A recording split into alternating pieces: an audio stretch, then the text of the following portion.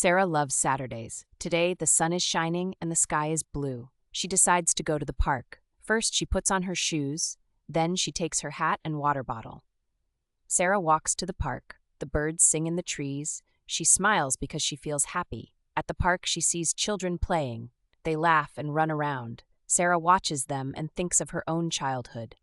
Sarah sits on a bench. She takes a deep breath. The air smells fresh and clean. She sees a dog with a frisbee.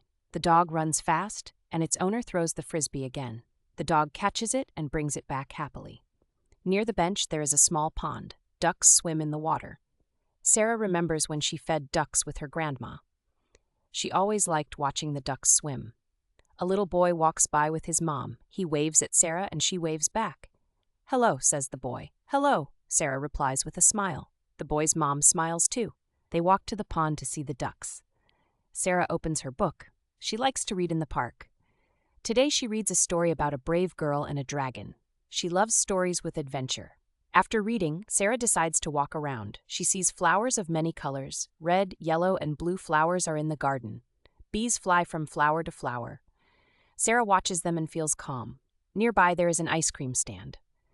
Sarah buys a vanilla ice cream. It is sweet and cold. She sits on the grass and eats it slowly. As the day ends, the sun sets. The sky turns orange and pink. Sarah thinks the park looks beautiful. She feels grateful for this peaceful day. Sarah stands up to go home. She waves goodbye to the park. She knows she will come back next Saturday. The park is her favorite place to relax. Sarah walks back home under the evening sky. She feels happy and peaceful. She thinks about her day and smiles. At home, she makes a cup of tea and sits by the window. She closes her eyes and remembers the park. It was a good day.